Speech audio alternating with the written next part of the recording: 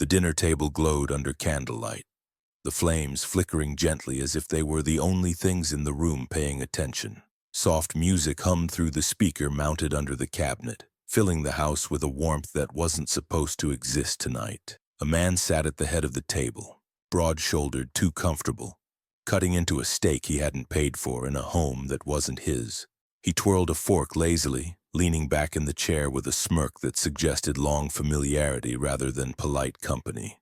Across from him, dressed casually in the soft sweater she always wore on nights she wanted to look effortlessly inviting, sat the woman who once promised loyalty to someone else. Her posture was relaxed, chin tilted, eyes softer than they had ever been when her husband was home. She laughed at something the man said. Not nervous laughter, not hesitant, but the kind reserved for someone she'd been giving her time and her heart for far too long. The candles danced in the space between them, almost mocking the way she reached across the table to touch his wrist. He didn't pull away. He didn't pretend it was accidental. He leaned into it, smiling like he belonged there. Neither of them noticed the faint crunch of boots outside on the frosted porch. Neither noticed the shadow pausing at the window. Neither noticed the breath in the cold air or the shift of weight on the wooden steps. After all, the man they belonged to, the man she married, the man this intruder used to call brother, was supposed to be on deployment for another 3 weeks. But deployments change, and tonight something else was about to change with them. The front door creaked as a key slid into a lock. The candles wavered. The music suddenly felt too loud. The woman didn't hear it yet, lost in the warmth of her companion's attention. But the man at the table did. His fork paused mid-air, head tilting slightly as footsteps crossed the threshold. Before the truth crashed into the room, the returning soldier inhaled once, steady and controlled. Before I tell you what happened next, subscribe to the channel and let me know in the comments where you're watching from. It helps more than you know. The door opened fully. Cold Montana air rushed into the home, extinguishing the soft comfort of the dining room. The woman's laughter died instantly. Her eyes widened as she looked past her companion and saw the silhouette standing in the doorway. For a heartbeat, she didn't breathe. Her husband stood there, duffel bag slung over his shoulder, boots still covered in frost, eyes scanning the tableau in front of him. He hadn't been expected. He hadn't been warned. And now his presence split the air like a blade. The best friend froze first, fork still in hand. His eyes flicked to the woman, then to the door, then back again, panic tightening his posture. He tried to straighten in his chair to regain even a shred of dignity, but the guilt seeped through him like a spreading stain.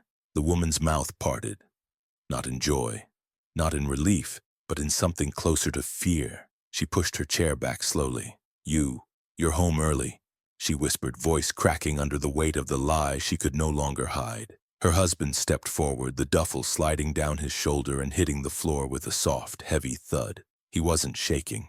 His voice wasn't raised. His gaze never left the two people who had built a comfortable world in his absence. The best friend swallowed hard. His initial shock faded into false bravado, shoulders lifting slightly as if trying to reclaim composure. "Man, you weren't supposed to be back yet," he said, forcing a weak laugh. "We were just," he faltered, because nothing he said could fix the truth sitting on the table between them. The woman's expression hardened into something cold, something closer to irritation than guilt. She crossed her arms, breath trembling, chin rising as if daring him to make the next move. "You should have called," she said quietly, tone sharp. "You can't just walk in like this." His voice cut through her excuses like steel. "It's my house." Silence stretched across the room. Even the candles seemed to hold their flame still. The best friend's confidence cracked completely. "Look, man, we can explain." The soldier shook his head once. Slow, deliberate, final. "I'm not here for explanations." His wife's brows tightened. "Then what are you here for?" He stared at them both, the betrayal settling into place like ice. "For the truth," he said. And the truth, once it finally left their lips, would shatter every bond they ever pretended to have. Because the next word spoken in that dining room would decide exactly how far this betrayal went, and how far his revenge would reach. The room felt smaller with each passing second, the warmth from the candles dimming beneath the weight of the moment. The best friend, once the boy who used to share comic books and backyard secrets with him, now sat rigid in the husband's chair, shoulders tight, jaw trembling. The woman he'd come home to leaned against the table with crossed arms, as if bracing for an argument she believed she could win. The soldier took one slow step deeper into the house. His boots left faint prints in melting frost on the hardwood floor. No one moved. No one dared to breathe too loudly. He scanned the scene. The plates, the half-finished wine, the lit candles, the familiarity between the two people who should have been far apart but clearly weren't. "This has been going on for a while," he said quietly. It wasn't a question. His wife shifted her weight, lips tightening. "Don't start with accusations. You weren't here. You don't know anything about what I've been dealing with." The best friend clenched the napkin in his hand. "Listen, man. Just calm down. We didn't plan for you to walk in like this." The soldier's eyes flicked to him. "Obviously," the best friend stuttered, bluster trying to hold him together. You were gone for months. We thought you'd be delayed again." His wife cut in suddenly, frustration spilling forward. "We weren't doing anything wrong tonight. You can't just barge in and assume." He let out a breath that wasn't quite a sigh. "You're still wearing your wedding ring," he said, looking at her hand. She froze. Then she slowly tucked her hand behind her back, as if that could undo the last few seconds. The best friend cleared his throat, forcing a thin smile onto his face as if pretending could still save him. "Man, come on, we're adults. Let's talk about this." The soldier didn't raise his voice. He didn't step forward aggressively. Instead, he walked to the hallway closet and hung his jacket with deliberate calm. It was the kind of calm that made both of them shift uneasily. "I'm listening," he said. "Talk." His wife exploded first. "Fine. You want the truth? You disappeared. Deployment after deployment, extensions, silence. I had no partner here. I had no one to rely on." Her voice rose, but her eyes didn't show pain, only anger at being caught. "You chose the military over this marriage, over me." He met her eyes steadily. "I chose my duty. I chose to provide. I didn't choose him." The best friend winced. She pressed on, desperate to protect her image. "You were gone too long. I needed stability. I needed someone who was here, someone who didn't leave." The soldier's jaw flexed, but his voice remained quiet. "You didn't need stability. You needed a replacement." The best friend stepped forward, finally breaking. "Bro, look, I'm sorry. I know it looks bad, but I swear we didn't plan anything. It just happened over time." The soldier tilted his head. "Before or after the wedding?" Silence. His wife looked away. The best friend swallowed hard. That was his answer. The soldier exhaled slowly, absorbing it without flinching. His expression didn't shout or crumble. It hardened. He turned his attention to the best friend. "You were supposed to be my brother." The best friend's voice cracked. "I know. I messed up. I messed up bad, but you don't understand." "No," the soldier said. "You don't understand."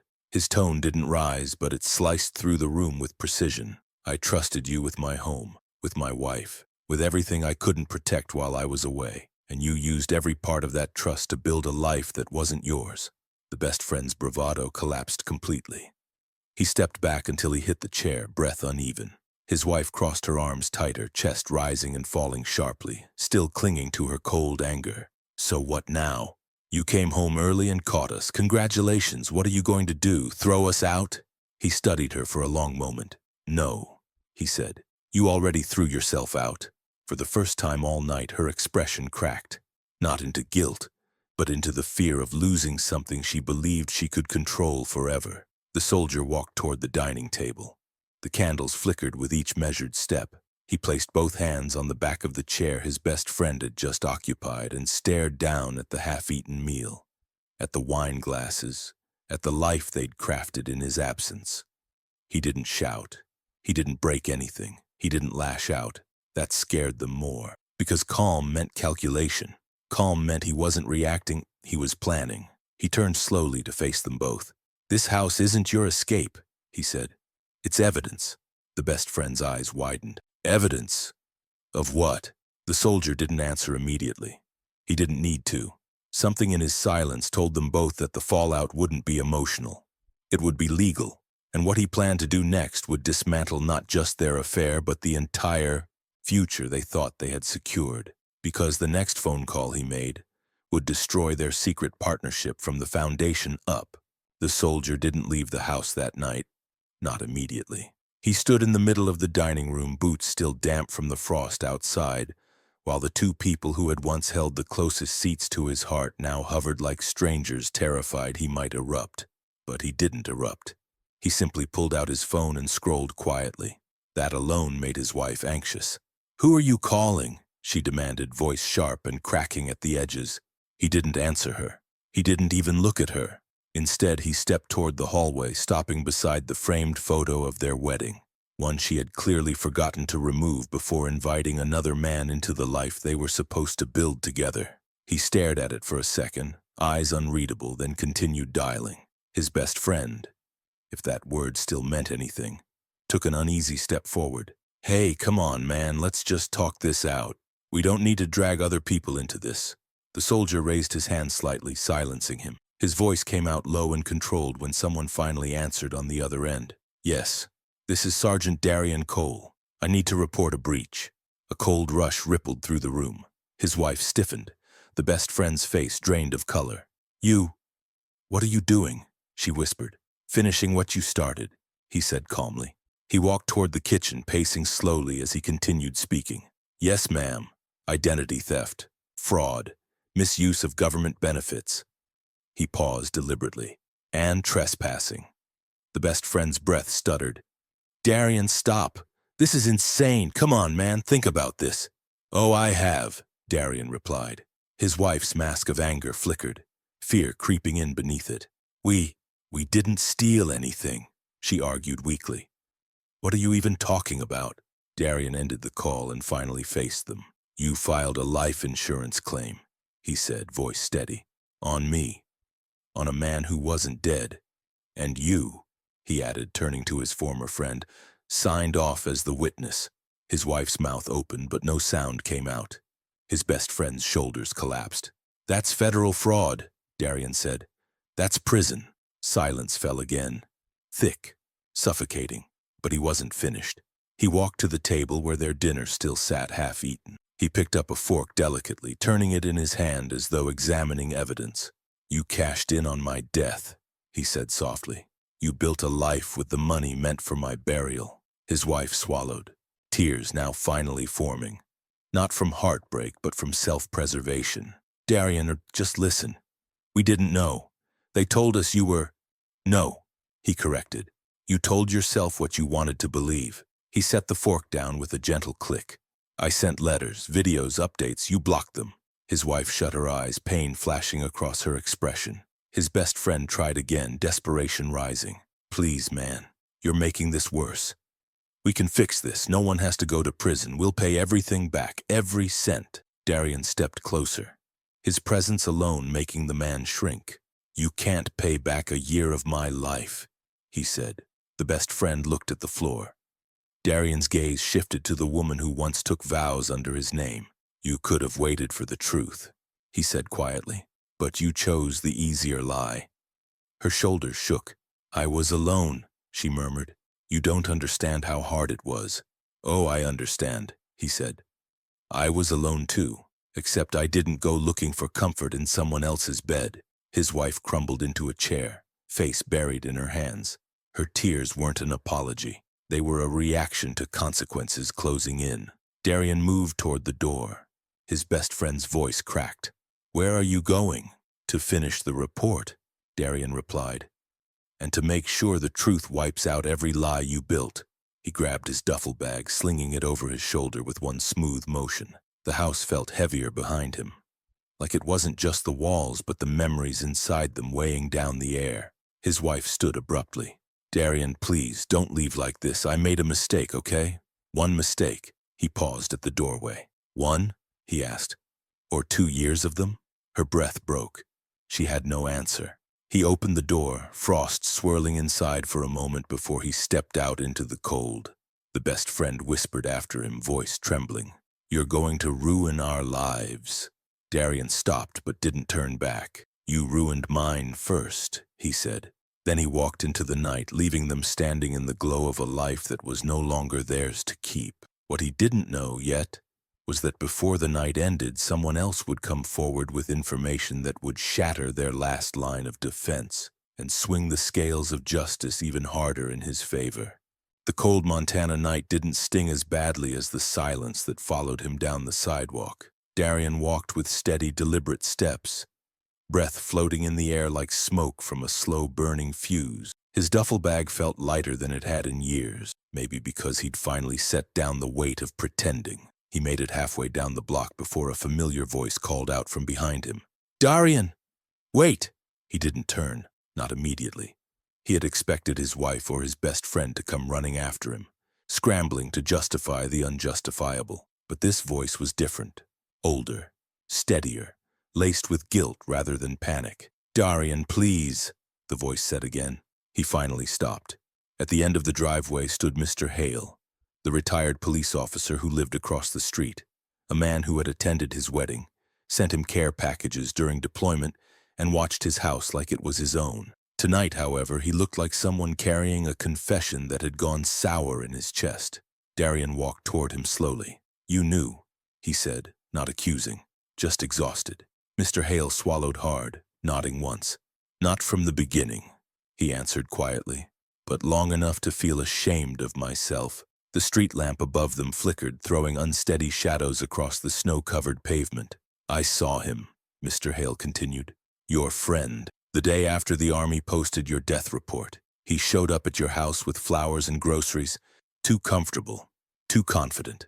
And she let him in like she'd been waiting." Darian's eyes darkened. "I told myself I was imagining it," Hale said. "People grieve differently. Maybe he was helping her. Maybe it was innocent." He exhaled. "But it wasn't, and I knew it wasn't." Darian said nothing, letting the man speak. His silence wasn't cold. It was the silence of someone who had learned the value of listening. 2 months later, Hale said, they were going to restaurants together, always late at night, always parking far away. I confronted her once. He lowered his voice. "She told me to mind my own business." "Of course she did," Darian murmured. Hale's expression cracked with regret. "I should have told you I wanted to, but she said you'd want her to move on, that you'd made mistakes in the marriage and she deserved better." Darian blinked once, slowly. "I never made mistakes," he said quietly. "Not the kind she's thinking of." "I know that now," Hale said. "But back then, I believed her." His shoulders sagged. "I shouldn't have." A long silence followed. Then Hale reached into his coat and pulled out a small black device, his old security camera drive. "This is the part where I stopped sleeping," he said. 6 months ago he moved in, fully. No more hiding. He pressed the device into Darian's hand. "This has footage. Things you need. For the fraud case." Darian looked down at it, fingers closing around the evidence. "They were bold," Hale said bitterly, "but stupid, especially him. He bragged to people around the neighborhood, said you were gone and it was time he claimed the life he always should have had." Darian felt a familiar heat stir beneath his ribs. Not rage, not grief, but clarity. "They dug their own graves," Hale added. "All you have to do now is hand the shovel to a judge." Darian nodded once. "Thank you." Hale stopped him as he turned away. "Just promise me something." "What?" "When this all ends, don't let their choices define what you become." Darian met his eyes. "They won't," he answered. "What they stole from me doesn't get to reshape me." With that, he walked toward the edge of the street where his truck was parked. The old security camera drive clutched in his hand like the first real step toward justice. But as he reached for the door handle, his phone buzzed. He checked the screen. Blocked number. 2 seconds later, it buzzed again. Another blocked number. And then a third. He answered the fourth. A voice he hadn't heard in a very long time spoke through a shaky breath. "Darian, please, it's me. I know you found out. I know everything is falling apart. You need to come back to the house, now." He didn't respond. Not even when the voice broke. Not even when she whispered, "Something happened." He hung up. He stood by the truck for several seconds, breath crystallizing in the air as the street grew colder and quieter. Because deep down, he already knew what the call meant, and that whatever was happening inside that house wasn't happening out of regret. It was happening out of desperation. Darian didn't rush back to the house. He drove with the same calm, deliberate control he carried in combat. Steady breath, Steady grip, steady mind. Desperation on the phone wasn't the same as remorse. He knew the difference. His wife wasn't calling because she suddenly understood what she'd done. No, she was calling because something had gone wrong. Badly wrong. When he pulled up to the driveway, the crowd from earlier was gone. The house was dark except for a single flickering lamp in the living room. The New Beginnings banner had fallen halfway down the window, dangling awkwardly like it was ashamed of itself. He stepped out of the truck, boots crunching softly over the frost-coated gravel. Inside, he heard shouting, then a crash, then silence. He walked forward. When he opened the door, the first thing he saw was his wife pacing in circles. Hair messy, mascara streaked, robe tangled around her like she'd tried to pull herself together and failed miserably. The neighbor, her secret boyfriend, was nowhere in sight. She spun toward him, eyes swollen but sharp like a cornered animal. "Darian!" she gasped. "Thank God you're here." He didn't move farther into the room. "What happened?" She opened her mouth, closed it, then rushed forward as if trying to fling herself into his arms. He stepped back. She froze. "He left," she whispered. "He left right after you walked out. He said he needed to think, but he's not answering my calls, my messages, nothing. He just walked out like I was—" Her voice cracked. "Like I was nothing." Darian stared at her, expression unreadable. "You called me back here because your boyfriend left? He's not—" The lie died halfway out of her mouth. I just didn't know what else to do." "So you called the man you discarded," Darian said quietly, "to fix the mess you created with the man you chose." She flinched. Then her voice shifted, softening, twisting, trying to slip through the cracks of who he used to be. "Darian, we can fix this, you and me. We were good once, before deployment, before everything. You came home. That has to mean something." His silence stretched just long enough for the truth to suffocate the room. She reached for him again. "Please. I know I hurt you. I know I made horrible mistakes, but you're alive, you're here, I want—" "What exactly do you want?" he cut in. Her breathing hitched. "I want us back." "No." His voice was steady, steel wrapped in quiet. "You don't want us. You want stability. You want the house. You want the version of me who didn't know what you were doing." She looked away. "Does he know?" Darian asked. She blinked. "Know what?" "That you cashed out the death benefits," he said. "That you used the money to redecorate this house. That you used my supposed death as an excuse to build a new life with a man who wasn't even man enough to stay when he saw me walk in." Her lips trembled. I didn't want him to know everything. "And that," Darian said, "is why he left." She sank into the chair like her legs had given out. Then the anger came. "You think you're perfect?" she snapped, voice breaking. "You think you can judge me? You left me alone for a full year. You disappeared." "I was deployed," Darian said calmly. "I didn't disappear, I served." "You still left," she hissed. He nodded once. "And you couldn't wait to replace me." She covered her face, shoulders shaking, not with grief but with the dawning realization that both men were gone now. Darian looked around the living room, at the pictures she had replaced, the furniture that wasn't his, the life built on top of a lie. Then he turned toward the door. "Where are you going?" she asked, panic cutting through her voice.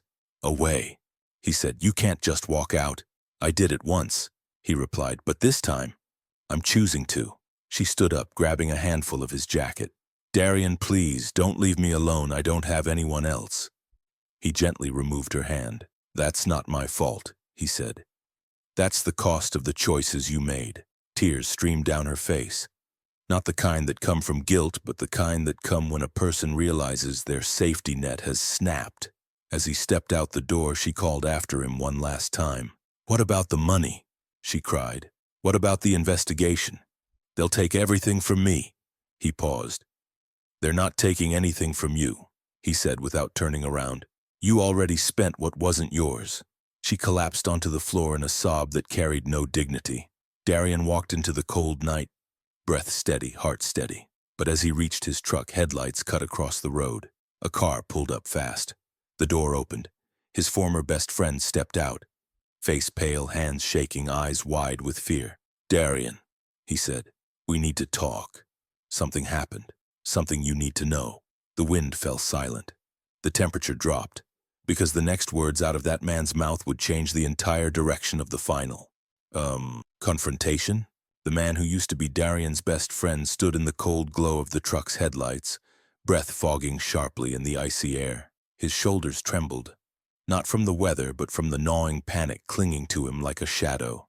"Darian," he said, voice low, "I didn't leave because I was scared of you. I left because I found something out, something about her, something about the money." Darian didn't move. "Say it." The man swallowed hard. She didn't just cash your death benefits. She forged the paperwork before the army even confirmed anything. She filed the claim early, pushed the process through with fake signatures, and then," his voice cracked, "she used my name without telling me." Darian's jaw tightened. Meaning I'm part of the fraud case," he whispered. "Meaning the investigators think I helped her do it. But I didn't, Darian, I swear I didn't. She manipulated everything. She used me. She used your death. He dragged a hand over his face. "I thought she loved me, but she only loved the money." The truth fell heavy between them. The man had betrayed Darian deeply, but even betrayal didn't erase the fact that he was now another casualty of her greed. Darian exhaled slowly. "And what do you want from me?" "For you not to destroy me," he said honestly. "For you to hear that I'm willing to confess, to cooperate, to tell them everything she did, everything she forged, everything she took. I'll face charges if I have to. I'll do whatever it takes." Darian studied him, not with pity, not with anger, but with a cold clarity forged from months of lies unraveling at once. "You should," Darian said. "And you will." The man nodded quickly, relieved. "I'm going to the station tonight. I'm going to tell them everything. Just know I'm sorry, truly sorry." "Sorry doesn't erase anything," Darian answered, "but it can keep you from drowning further." The man's shoulders sagged. He nodded and left, leaving Darian standing alone beneath the pale winter sky. Inside the house, his wife had pulled herself from the floor. He could see her silhouette through the front window, pacing, wiping her face, grabbing her phone, typing frantic messages that would change nothing. He didn't go back. He didn't step inside. He didn't offer comfort or anger. He simply walked past the house as if it were a chapter already finished. Because it was.